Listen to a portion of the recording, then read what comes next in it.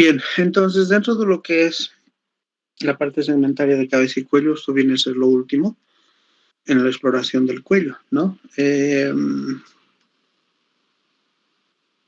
Bien, cuando hacemos semiología del cuello, es importante tomar en cuenta algunos aspectos en relación a la anamnesis, ¿no? Siempre hemos dicho que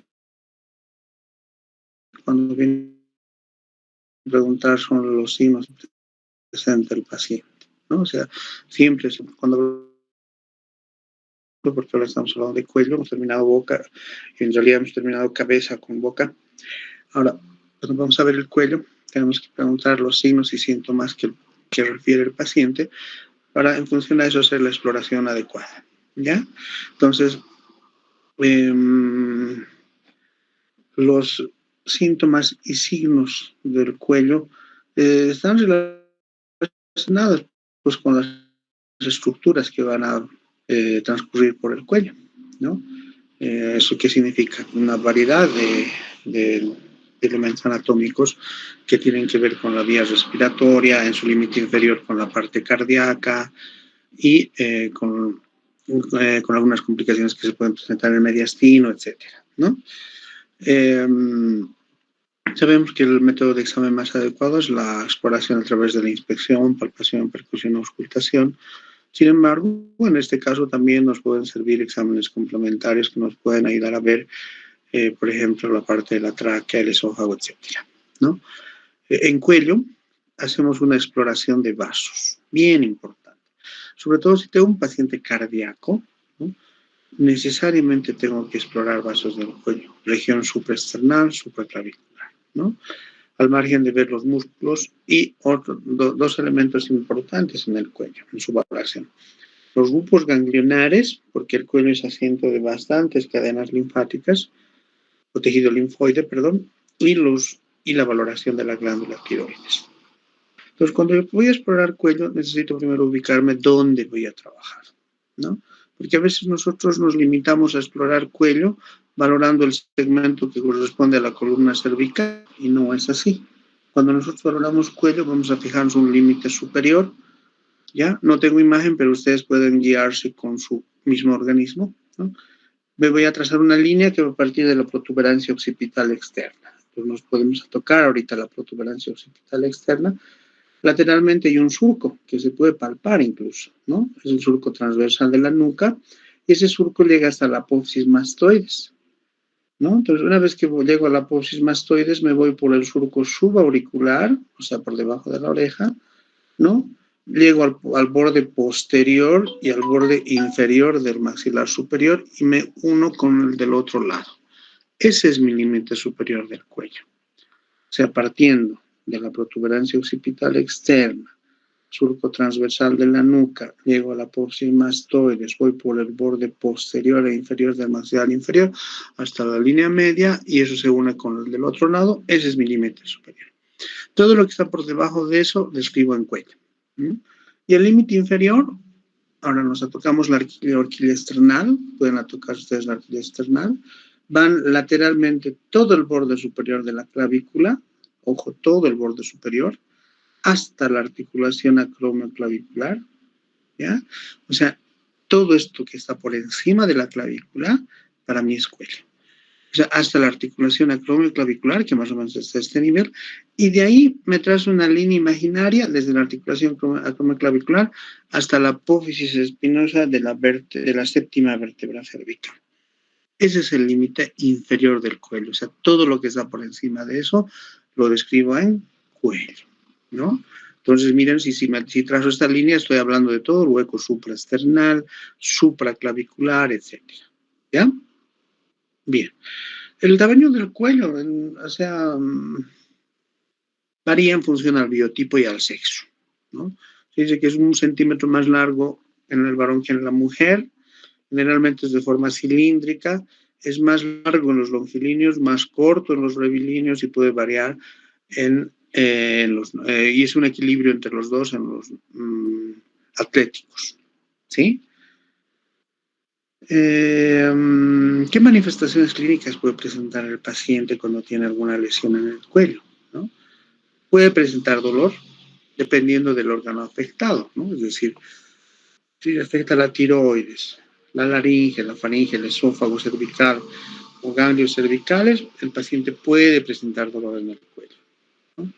El paciente puede presentar signos de dificultad respiratoria, o sea, o quiero aclarar, si la diapositiva dice disnea, no es que el paciente tiene disnea, sino el paciente tiene, ¿qué es la disnea? Es una sensación consciente de falta de aire. Ahora, cuando el paciente hace esa sensación consciente de falta de aire, esa disnea, es porque está con una insuficiencia respiratoria y clínicamente puede haber tiraje supraclavicular y tiraje supraesternal. ¿Qué significa eso? Que estos segmentos que están por encima de la clavícula y encima de la horquilla supraesternal, en el momento en el que el paciente inspire y meta aire, se van a hundir, ¿no? Porque se está utilizando todos los músculos accesorios de la respiración y es el tiraje que vamos a ver cuando el paciente hace disnea, ¿no? Es lógico que cuando el paciente tiene trastornos a nivel de la laringe, va a tener disfonía y va a tener cambios de la voz, ¿no? Ahora, si existen trastornos a nivel del esófago, sobre todo en la deglución de los alimentos, el paciente va a hacer una disfagia. Bien. Sin embargo, en el cuello puede haber síntomas de órganos extracervicales, ¿no? Ejemplo, en relación a patologías de la tiroides, o puede haber abultamientos cervicales anormales, como por ejemplo es el ganglio de Troussier, que vamos a ver después, ¿no? Que es una metástasis de un cáncer digestivo o de próstata, ¿no? O de ovarios en la mujer. Entonces, muchas manifestaciones de otros segmentos se manifiestan en el cuello, ¿ya? No nos vamos a alejar de la secuencia de exploración, siempre empezamos con inspección, pero la inspección la vamos a ver en todos los planos, en el plano anterior, posterior y lateral. O sea, voy a ver de frente, de atrás y de los costados derecho e izquierdo. Voy a hacer palpación también de frente, lateralmente y por detrás. Sobre todo la palpación de grupos ganglionares, como vamos a ver después. Sin embargo, no voy a dejar de palpar hueco supraesternal, supraclavicular, sobre todo para detectar la presencia de latidos que pueden generar frémitos, ¿no? En cuello, la percusión tiene poco valor semiológico. No hacemos de rutina cuello, digo percusión, ¿ya? Y la auscultación tiene que ver por obstrucciones de grandes arterias. Por eso decía, si mi paciente tiene clínica de patología cardíaca, tengo que auscultar el cuello. Mucho más si estoy sospechando de valvulopatías aórticas o pulmonares, porque esas valvulopatías, si generan soplos, seguro que esos se van a irradiar al cuello, ¿ya? Entonces, de rutina hago inspección, palpación. Si sospecho de patología cardíaca, auscultación. La percusión no me es de mucha utilidad en cuello, ¿sí? En cuello, les decía, puedo recurrir a exámenes complementarios, ¿no? Rayos X, tomografía, una angiografía para la carótida, centilografías. Si tengo tumores o adenomegalias, tengo que hacer punción biopsia o una biopsia quirúrgica, ¿no? Entonces, eso es importante tomar en cuenta, ¿ya? Bueno, entonces decíamos, empezamos con lo que es inspección. ¿Qué voy a tomar en cuenta? La forma en general del cuello, porque hay tipos específicos de cuello que vamos a hablar después, la piel del cuello, el pulso carotídeo, el pulso venoso, la yugular externa, que por lo general no es fácilmente percibida a simple vista, la presencia de linfáticos, tiroides y la movilidad, ¿sí? Ya la explicación para la historia clínica, hemos dicho, en cuello tampoco se nota demasiado si es que no hay alteraciones, ¿no?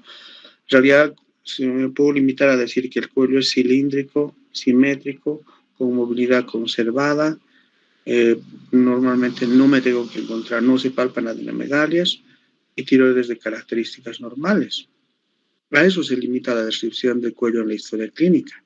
Pero ya el tema es cuando tengo hallazgos. Pues para poner esas pocas filas en cuello en la historia clínica, se supone que estoy descartando todo lo que vamos a ver a continuación, ¿no? Entonces decía, importante hacer una adecuada inspección para ver la existencia de asimetrías, de nódulos o de cicatrices que puede haber en el cuello. inspección para ver alteraciones en la forma o en el volumen del cuello. Les decía hace un momento, es delgado y largo en los longilíneos, es grueso y corto en los pícnicos o brevilíneos, pero también puede ser patológicamente corto en el síndrome de Klippel-Feil, que ahorita vamos a desarrollar, o puede estar muy grueso en el hipotiroidismo, cuando el paciente tiene bocio, ¿no? Entonces, les decía, puede ser corto en el síndrome de Klippel-Feil, porque el síndrome de Klippel-Feil se la considera, aunque es una enfermedad rara, es una enfermedad congénita de lo que decimos del grupo de las llamadas malformaciones de la charnela cráneo-cervical, ¿no? Esta es la charnela cráneo-cervical, o sea, la columna cervical que le da movilidad al cuello, ¿no? La charnela cráneo-cervical es la unión entre la parte superior de la columna y el cráneo, ¿no? Porque precisamente la columna se une al cráneo a través de la charnela cráneo-cervical. Entonces, estas alteraciones tienen que ver con este segmento. ¿Qué es lo que va a haber? Si están viendo ustedes en la radiografía, fusión de vértebras cervicales, ¿no? Miren, por ejemplo, aquí entre C2 y C3 se ha fusionado, parece una sola vértebra. Entre C4 y C5, otra fusión, ¿no? Entonces, ¿qué es lo que pasa si mi paciente tiene fusión de sus vértebras? Lógicamente, lo primero que va a disminuir es la longitud del cuello, ¿no? Entonces, un paciente que tiene el cuello corto, secundariamente a esto va a tener una movilidad disminuida, ¿no? Y lógicamente, si el cuello es corto, la implantación de los cabellos es baja. Y esa es la famosa triada del síndrome de Klippel-Feil. Implantación baja de los cabellos, cuello corto y limitación de la movilidad limitada. ¿Por qué? Por fusión de vértebras cervicales. Entonces, el niño nace con ese problema, ¿no? O sea, nace con fusión, pero que en el tiempo se va a hacer más evidente estas manifestaciones clínicas, ¿no? El síndrome de Klippel-Feil se la puedo clasificar en 3 tipos. 1, cuando se fusiona todo en bloque la columna cervical. 2, cuando lo que hemos visto, se fusionan de 2 en 2, ¿no? Y el tipo 3 viene a ser el tipo 1 o el 2, o sea, cualquiera de estos dos, pero además con compromiso de la columna dorsal y lumbar, ¿ya? Entonces, no solo se limita, si bien se presenta sobre todo en cuello, también se puede presentar esta fusión a nivel de la columna dorsal o lumbar, ¿no? Y la otra alteración hemos dicho, una alteración es la movilidad del cuello, la otra alteración es el volumen del cuello, que se va a dar sobre todo cuando el paciente tiene tumores. En este caso, la mayor parte de las veces por aumento por ganglios o por alteraciones de la tiroides, ¿no? O sea, puede haber aumentos de volumen a expensas de adenopatías, de grupos ganglionares, a expensas del bocio de la tiroides. Aquí estamos viendo una imagen de un bocio gigante, de neoplasias benignas y malignas. No se olviden que muchas veces en el cuello pueden debutar adenomegalias secundarias a las leucemias y los linfomas de Hodgkin y no Hodgkin, ¿no?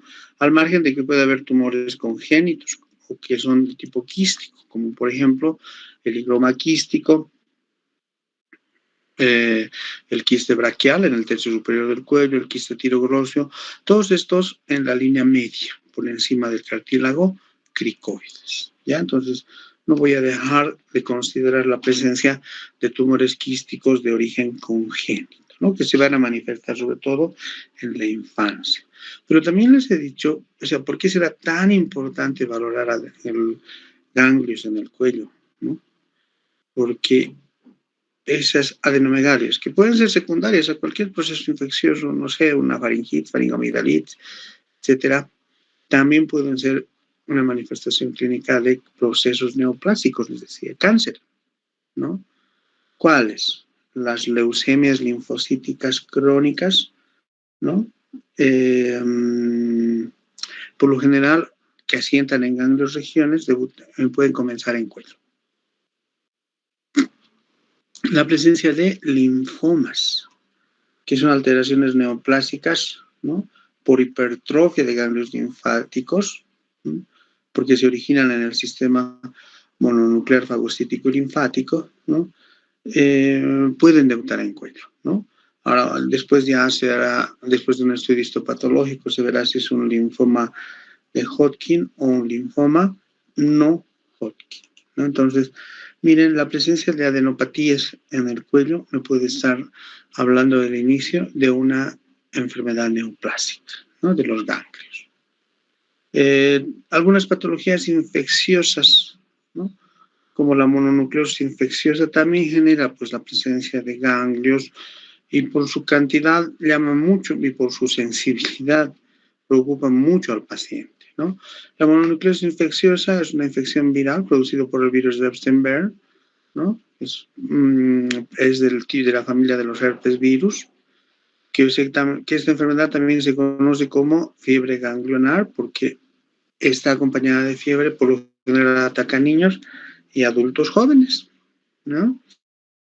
Cuando el paciente es mononucleosa, hay fiebre, los párpados están edematosos, las amígdalas se inflaman, ¿no? Puede, como dice aquí, puede simular una amigdalitis purulenta, pero lo que llama más la atención es que en el cuello hay adenomegalias, ¿no? Ganglios que son la mayor parte de las veces blandos, duros y dolorosos, ¿ya? Y algunas veces se acompaña de aumento de tamaño del hígado y del vaso, ¿no? Que son hepatomegalias asociadas a la mononucleosis infecciosa, ¿no? Entonces, miren, una adenomegalia puede ser secundaria a un proceso infeccioso viral, puede ser secundaria a un proceso infeccioso bacteriano, porque muchas veces las faringomidalitis post-estreptocócicas además generan adenomegalias cervicales, ¿no? Puede presentarse adenopatía secundaria a la presencia de cáncer de ganglios, es decir, neoplasias secundarias a leucemias, linfomas, etcétera, ¿no? Pero también puede ser asiento de metástasis de otras lesiones, ¿no? Es decir, el famoso ganglio de Troussier de Virchow, que es un ganglio por lo general único, dice del tamaño de una cereza, duro, indoloro, localizado en proceso clavicular izquierda, es el famoso ganglio de Troussier o de Virchow, ¿sí? Es un ganglio único. Algunos textos lo describen del tamaño de un huevo pequeño, por si imagínense, imagínense grande, pero cuya característica es que se ubica en fosa supraclavicular izquierda, que tiene una localización bien definida, ¿no? Si yo encuentro esto, un ganglio de Troussier,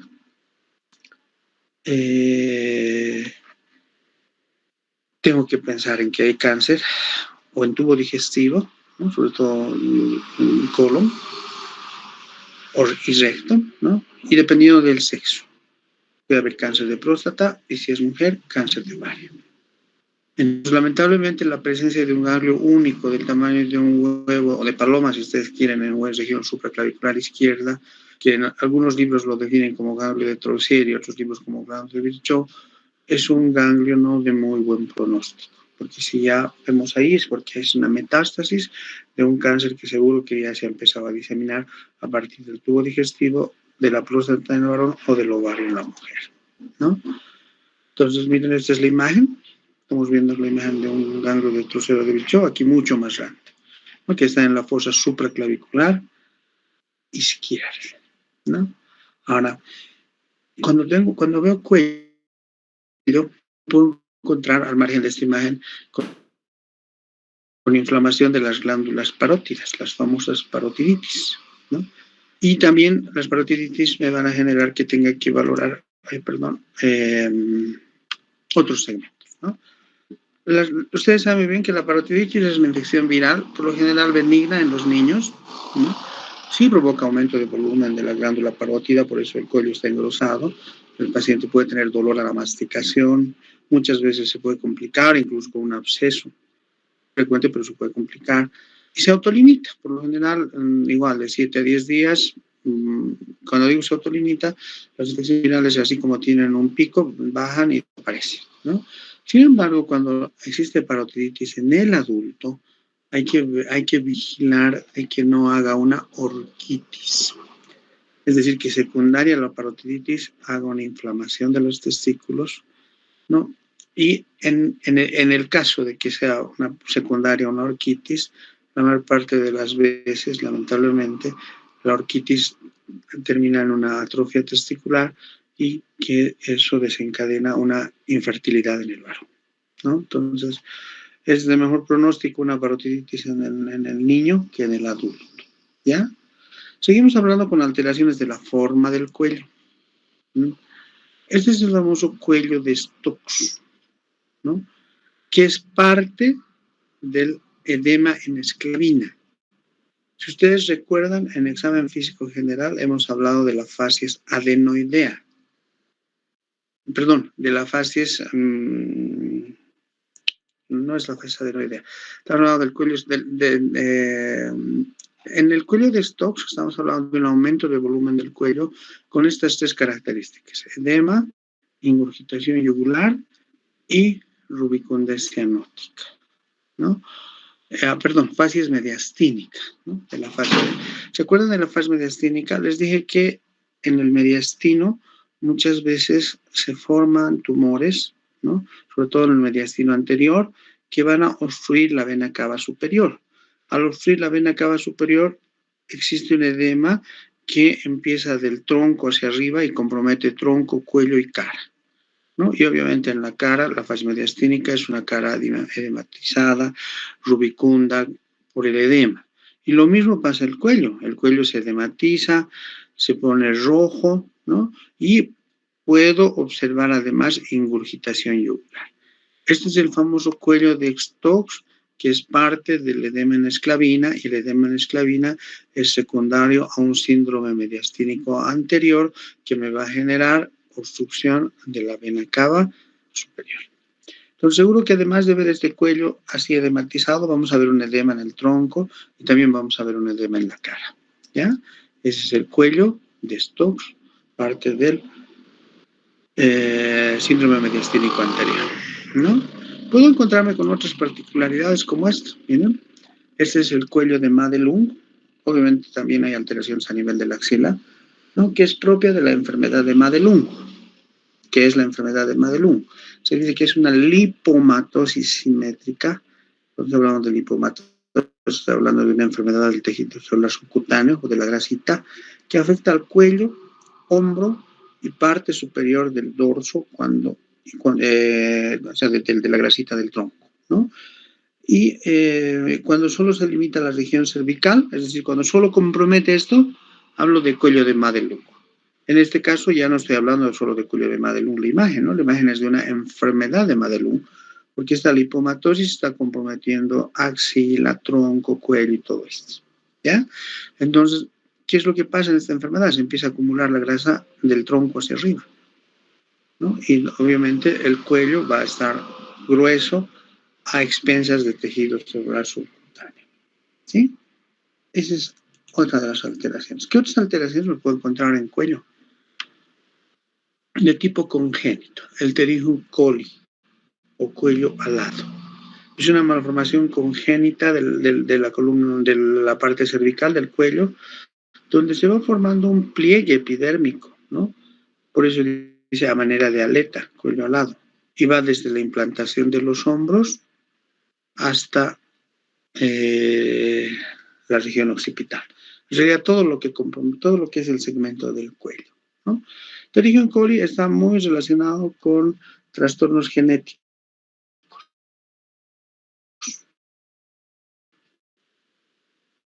¿Ya? Seguro que va a tener otras manifestaciones clínicas en otras partes del cuerpo. La mayor parte de las veces está asociado al síndrome de Turner, ¿no? Pero también, como dice acá, puede estar asociado al síndrome de Noonan, al síndrome de Edwards y con menos frecuencia al síndrome de Down, ¿no? Entonces, ustedes saben bien que estos síndromes no vienen solos, ¿no? Porque sí van a tener otras alteraciones a nivel incluso cardíaco, ¿no? Sobre todo en lo que se refiere al síndrome de Turner, donde el paciente tiene además, puede llegar a tener incluso coartación de la aorta. Entonces, la presencia de Pterigium coli necesariamente me obliga a investigar la presencia de un síndrome con alteraciones cromosómicas y en función a esto ver qué otras repercusiones tiene en el organismo del paciente, ¿sí? Al hacer inspección de cuello también me puedo encontrar con lesiones a nivel de la piel, un escleroderma, que son secuelas de tuberculosis cutánea o adenitis tuberculosa, ¿ya? Me puedo encontrar con alteraciones congénitas como espina bífida, que me van a dar un mielocele y un mielomeningocele, ¿no? O sea, tenemos, ¿no? Esto viene a ser un meningocele, porque solo protruyen las meninges, es una hernia, y esto es un mielomeningocele, porque hay contenido medular y meninges, ¿no? Es cierto que la presentación más frecuente de espina bífida es la columna lumbar, pero también se puede presentar espina bífida en la columna cervical, ¿sí? El cuello puede ser asiento de lipomas, quistes, tumores vasculares. Les decía, cuando yo veo cuello, tengo que valorar vasos del cuello, ¿no? De eso también ya hemos hablado, tanto cuando les he explicado signos y síntomas como cuando hemos hablado de fascias, ¿no? La arteria carótida externa transcurre normalmente por delante del esternocleidomastoideo, en ambos lados. Normalmente su latido no es visible o no es ampliamente visible la pulsación. ¿No? En algunas personas delgadas, en aquellas que tienen mucha actividad física, a veces se ve una ligera impulsión arterial, pero no es muy evidente.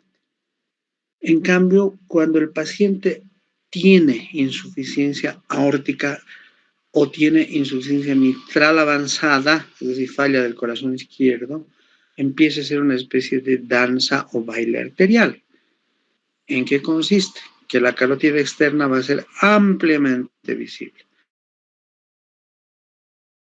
El pulso de la carótida externa lo voy a ver bien fácilmente, ¿no? Ese se llama pulso de Corrigan, ¿no? Y como ese pulso es ampliamente visible, con mucha energía y fuerza, eso incluso secundariamente me genera movimientos de la cabeza en cada latido cardíaco, como si el paciente estuviera diciendo sí, sí, sí, sí, con su cabeza en cada latido. Y ese es el famoso signo de Muset.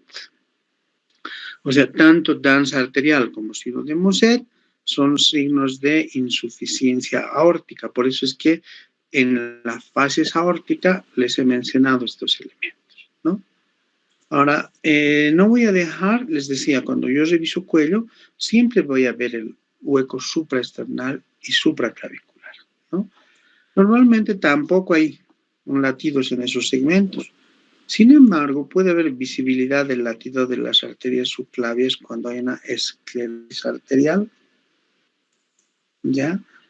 Entonces, voy a considerar ese otro elemento. Y al margen de eso, también puede traducirse el latido supraesternal, ¿no? Por un latido aórtico visible, ¿no? Entonces, cuando el paciente, por ejemplo, hace una aortoesclerosis, o sea, una esclerosis del caído de la aorta, el paciente puede presentar latido sobre todo supraesternal. Si en el huequito supraesternal vamos a ver el latido, ¿no? Y en el caso de esclerosis también arterial, puedo ver un latido supraclavicular, es decir, encima de la clavícula. Por eso les decía, tengo que también valorar esos elementos, ¿no? Al margen de que tal vez voy a auscultar después. Entonces, de hecho, esta parte más, bueno, eso en relación a la visibilidad de la carótida externa. ¿Qué otra cosa me puedo encontrar? Ingurgitación yugular. En el mismo trayecto, o sea, no se olviden que van arterias y venas, ¿no? Y paralela a la arteria carótida externa va la vena yugular externa. La yugular externa también transcurre por delante del esternocleidomastoideo. En condiciones normales, la yugular externa no es visible. Puede hacerse evidente cuando el paciente hace un esfuerzo físico grande, pero después desaparece. Sin embargo, cuando mi paciente tiene, puede ser insuficiencia cardíaca derecha, un derrame pericárdico, una pericarditis constrictiva, un taponamiento cardíaco, o lo que les decía hace un rato, el síndrome mediastínico anterior con edema en esclavina, la yugular externa se hace bien fácilmente visible. Por eso se dice que hay una ingurgitación yugular, o sea, es como un tubo que está dilatado en forma permanente en el cuello, y esa es la yugular externa, ¿no? Ahora, esta ingurgitación yugular muchas veces se presenta bajo la forma del signo de Kussmaul, es decir, que aumenta patológicamente cuando el paciente mete aire, ¿no? Es decir, mete aire, porque normalmente la dilatación de la yugular externa en inspiración debe disminuir la presión venosa, lo que ocurre todo lo contrario, ¿no? Entonces, el signo de Kussmaul es una exacerbación de la dilatación de la yugular externa durante la inspiración, ¿no? Que se puede dar, por ejemplo, cuando hay un aumento de rigidez del pericardio, en la pericarditis constrictiva, en el taponamiento cardíaco, en la insuficiencia cardíaca derecha e incluso en el infarto del ventrículo derecho, ¿no?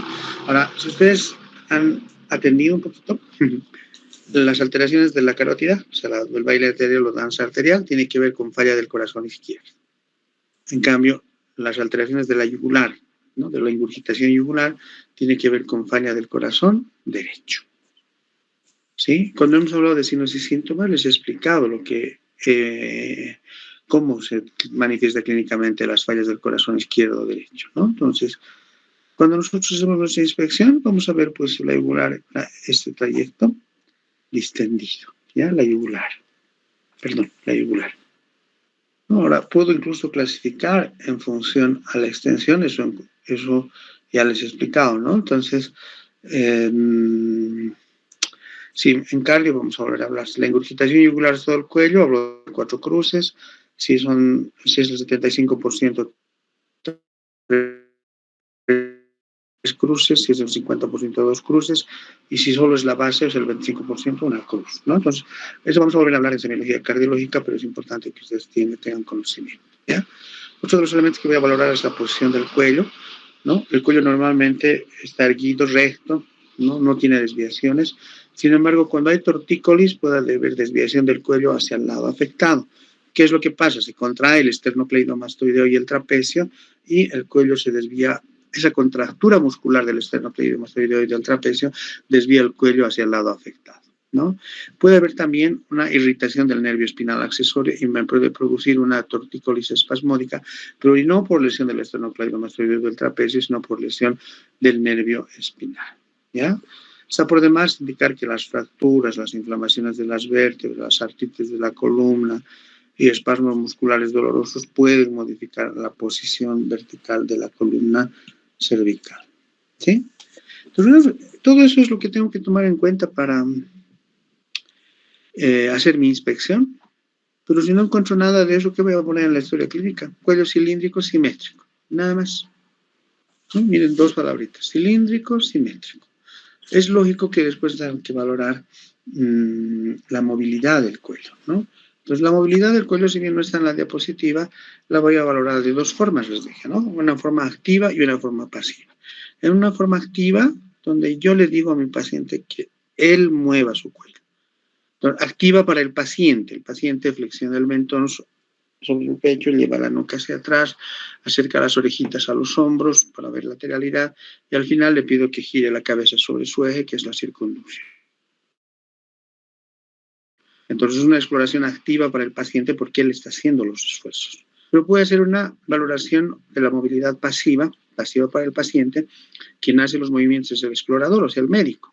Agarra la cabecita de ambos costados y mueve la cabeza adelante, mueve la cabeza atrás, inclina la cabeza a los costados y el explorador también puede hacer girar la cabecita para ver la circunducción. Entonces, si mi paciente tiene la capacidad de tener una movilidad activa y pasiva, decimos, después de poner cuello cilíndrico simétrico, ponemos con movilidad conservada. Y listo. Y después me voy a lo que es palpación. En la palpación, 2 cosas hemos dicho, ¿no? Obviamente, lo primero que hay que explorar son los ganglios cervicales. Bien importante las cadenas ganglionares, ¿ya? Y para eso tengo que sistematizar una secuencia. No puedo explorar de forma arbitraria, o sea, tocar cualquier segmento. No. Voy a explorar siguiendo una secuencia. Ahorita nos adelantaremos con los grupos y regresamos a esta diapositiva. Tengo un grupo submentoniano, el 1, tengo un grupo submaxilar, tengo un grupo yugular que está por delante del esternocleidomastoideo, tengo un grupo supraclavicular, todo lo que está por encima de la clavícula, tengo un triángulo posterior, ¿no? Desde la articulación acromioclavicular hasta la apófisis espinosa de C7, todo eso es triángulo posterior. Tengo un grupo auricular posterior y voy a tener en el grupo auricular anterior. Entonces, estos son los grupos ganglionares de acuerdo a Bailey. Obviamente hay clasificaciones convencionales de otros autores que igual se respetan, pero esta es la más utilizada. Entonces, ¿yo qué tengo que hacer? Tengo que hacer una palpación continua. No puedo palpar aquí, luego irme aquí, aquí no. Tengo que, si empiezo debajo del mentón, voy a ir palpando todo este segmento, respetando los grupos, pero en forma continua sin soltar la mano, porque justo en el momento en que estoy soltando, puedo dejar de percibir un ganglio y hacerme la idea de que no haya adenopatías, ¿no? Entonces, la técnica de exploración, por lo general, el explorador se pone dependiendo, ¿no? Lo ideal es ponerse detrás del paciente, pero por ahí mi paciente está en cama y no puedo levantar el cacho, puedo hacer lado por lado, de frente, primero lado derecho, lado izquierdo, pero toda la secuencia, ¿no? Es decir, empiezo siempre debajo del mentón, ¿no? A ver, ustedes atóquense debajo del mentón, luego van con sus deditos. La palpación es digital, como si estuviera haciendo un masaje, pero ganando profundidad en las partes blandas, ¿no? Con 3 dedos, ¿ya? Con los 3 dedos. Entonces voy palpando debajo del mentón, voy hacia atrás hasta todo lo que es la región submaxilar, o sea, debajo del maxilar, hasta el ángulo. Del ángulo de la mandíbula me bajo todo el segmento por delante del esternocleidomastoideo, palpando todo ese segmento.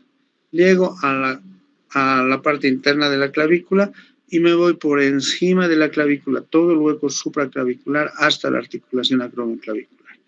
De ahí voy palpando también en forma continua el triángulo posterior, subo todo lo que es la parte posterior hasta la región retroauricular, detrás de la orejita, palpo debajo y termino en la región preauricular, delante de la orejita. Entonces, como quien dice, con la palma de mi mano en forma continua he ido palpando sin dejar un segmento, ¿no? En esta forma, respetando los 7 grupos y termino delante de la oreja, ¿ya?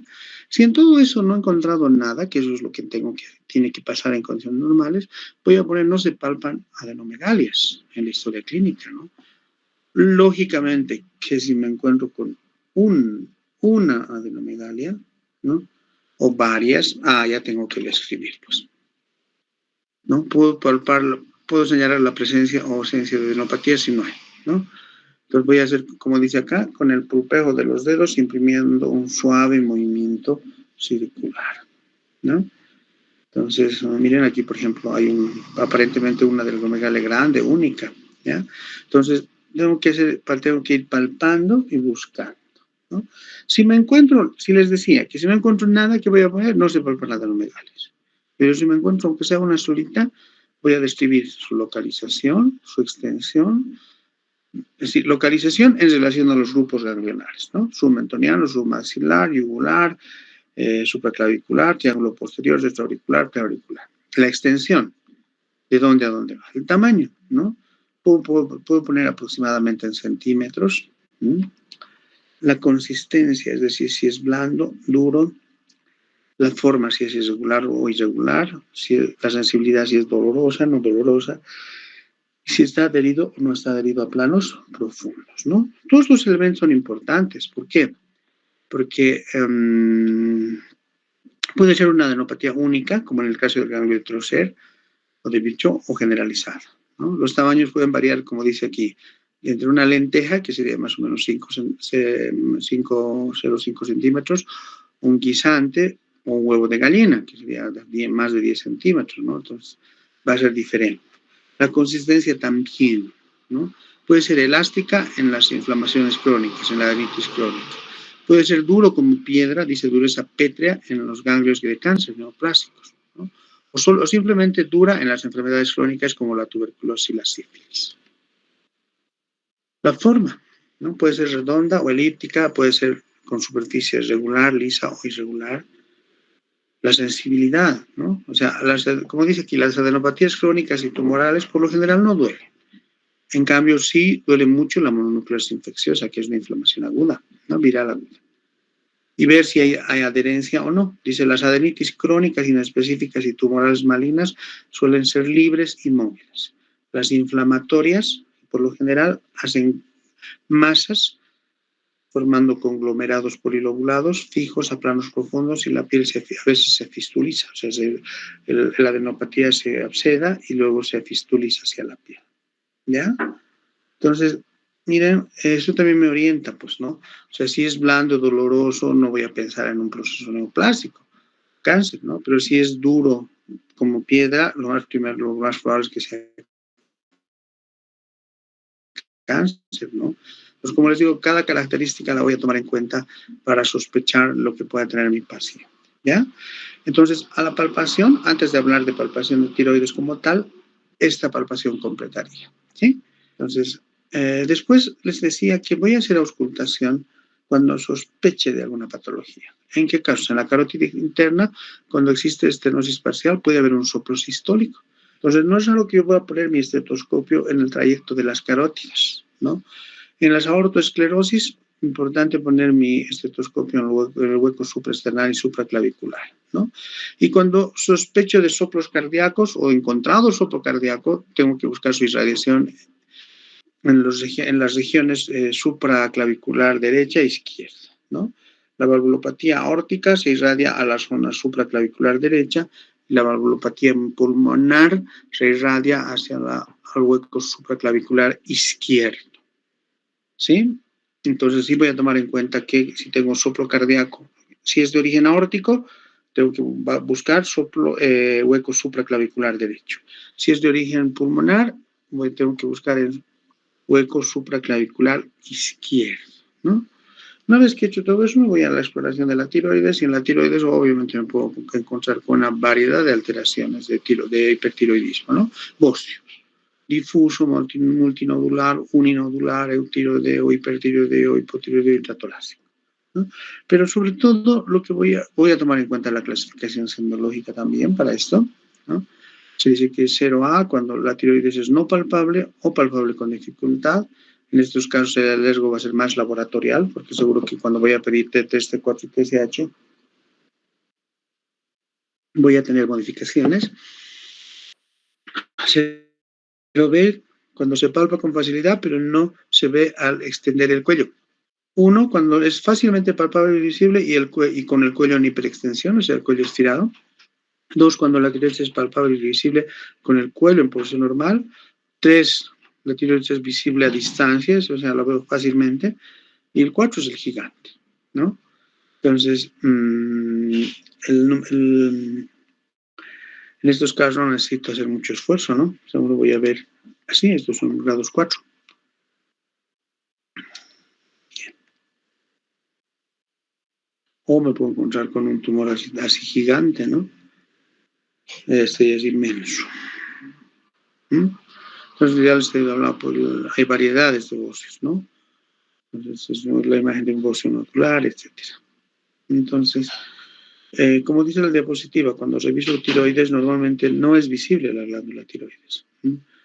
Sí se puede palpar como una mesa suave, firme, que se desplaza hacia arriba con la deglución, que muchas veces se confunde con el tejido celular subcutáneo del cuello.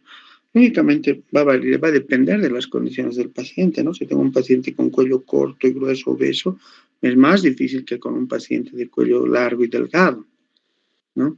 Pero ¿qué es lo que voy a hacer? Es tratar de palpar y atrapar esta glándula y pedir que traiga saliva para que al momento en que traiga saliva yo atrape si se quiere la glándula y pueda palpar su consistencia, todo lo demás.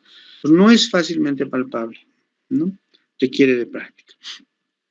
Cuando es normal, pues. Cuando ya es hipertrófico, lógicamente que es fácilmente palpable, ¿no? Entonces, ¿qué evalúo si es que me encuentro con aumento de tamaño de la glándula tiroides? Su tamaño, la superficie, la consistencia, el dolor, la movilidad y si hay o no hay soplo. Es casi parecido a valorar un ganglio con la diferencia de que en tiroides sí voy a auscultar, ¿ya? ¿Qué maniobras voy a hacer? Esta es la primera maniobra, la que voy a hacer de rutina, la maniobra de Kervine. ¿En qué consiste? Primero, paciente sentado con su cuello descubierto. Voy a empezar por la siguiente. Paciente sentado con su cuello descubierto, ¿no? El examinador detrás del paciente, el explorador, 3 dedos medios. Lo primero que voy a hacer es ubicar el cartílago cricoides. Ubico el cartílago cricoides y pongo mis dedos lateralmente a la derecha y a la izquierda. Lo que se recomienda es que con una mano puedo apoyar y palpar con la otra, y viceversa. Apoyo esta mano y palpo con la otra, ¿no? Llega un momento en que, como quien dice, voy a fijar la glándula y le voy a pedir a mi paciente que trague saliva. En el momento de tragar saliva puedo percibir mejor el desplazamiento de la glándula tiroides. Entonces, para esta exploración necesariamente tengo que abordar al paciente por detrás. O sea, si está en cama, lo tengo que hacer sentar al borde de la cama y yo ubicarme detrás del paciente. Entonces, la primera maniobra palpatoria que voy a hacer, ¿no? Entonces, miren, aquí estamos viendo es los dedos, 3 dedos medios adelante y los pulgares se van a encontrar por detrás. Estoy como abrazando el cuello, ¿no? Y estoy haciendo movimientos circulares que van a ganar profundidad para palpar la glándula tiroides. Esa es la maniobra de Kerr-Vine. Voy a complementar mi exploración con la maniobra de Lahey. ¿En qué consiste? Aquí el examinador ya no está atrás, sino está delante. Ya no utiliza 3 dedos medios, sino los pulpejos de los pulgares. Lo primero que voy a hacer es ubicar el cartílago cricoides y poner lateralmente los pulpejos de mis dedos pulgares en ambos lados. Entonces voy palpando igual. También se recomienda, mientras un dedo apoya, el otro palpa y viceversa. Mientras un dedo apoya, el otro palpa, ¿no? Entonces, esta técnica tiene la variante en que exploro a mi paciente por delante, ¿no? ¿Y con qué voy a complementar? Con la maniobra de Krill. En esta maniobra el examinador también está por delante y están viendo, pone los dedos dispuestos en forma de pinza, porque la valoración se hace con los dedos pulgar e índice, ¿no? Entonces, voy a poner mis dedos en forma de pinza lateralmente al cartílago cricoides y mi mano menos hábil, la mano izquierda, va a apoyar en la región del cuello, ¿no? Una vez que he fijado y me he posicionado bien, voy a imprimir movimientos en forma de pinza de arriba hacia abajo, como si estuviera recorriendo el cuello en forma de pinza de arriba hacia abajo. Esa maniobra me es muy útil para detectar la presencia de nódulos tiroideos, pero que igual es complementario. Pues puedo empezar con la de Kerr-Vine, seguir con la de Lahey y continuar con la de Krill. ¿Sí? ¿Qué otras maniobras complementarias voy a tomar en cuenta? Suponiendo que mi paciente sea de cuello corto y grueso, voy a utilizar la maniobra de Pisilo. ¿En qué consiste? Le voy a pedir a mi paciente que, estando sentado, lleve la cabeza todo lo que pueda hacia atrás y apoye sus manos en la nuca. El mismo paciente apoya ambas manos en la nuca y lleve toda la cabeza hacia atrás como apoyándose, ¿no? Entonces eso me va a permitir muchas veces que el cuello salga más adelante y me va a permitir valorar mejor la glándula tiroides.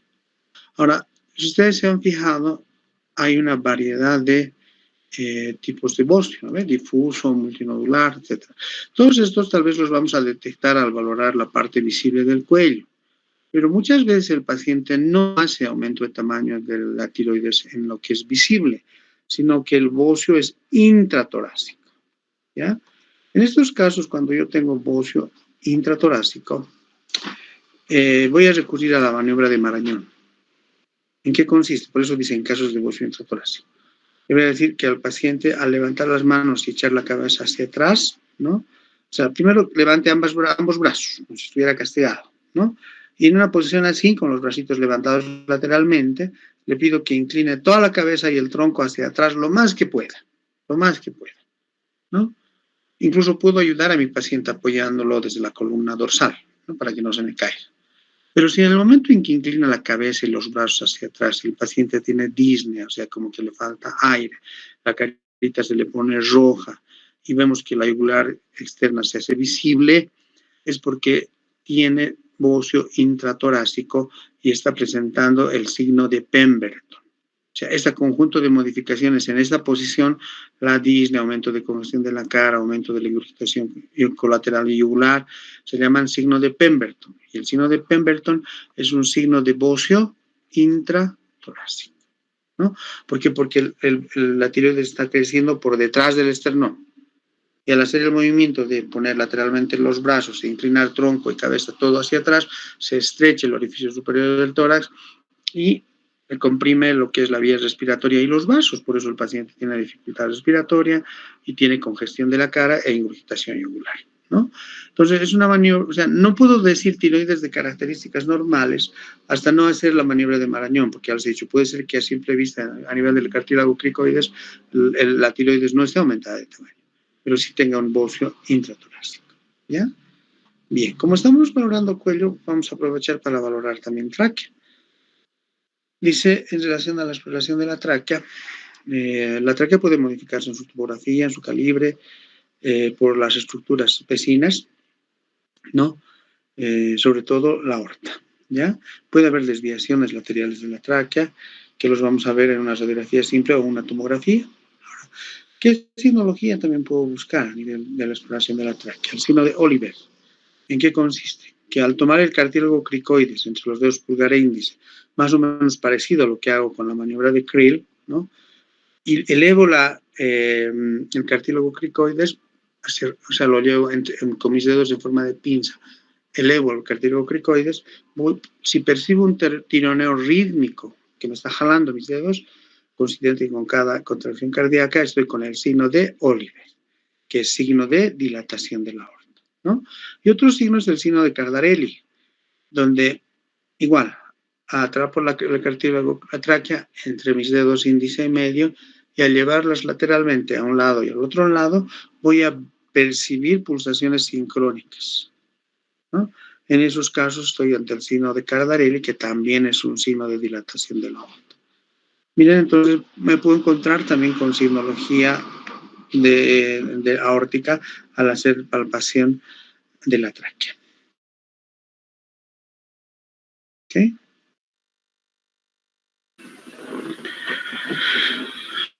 Bien, esa ha sido la presentación de lo que es cuello, ¿no? No sé si tienen alguna cosa que quieren que se les aclare, y si no, habríamos concluido la actividad teórica del día de hoy. El examen parcial es este tema, así que con eso ya se habría completado, por lo menos en lo que se refiere a lo que me corresponde, el programa de teóricas, ¿no? No sé, alguna consulta.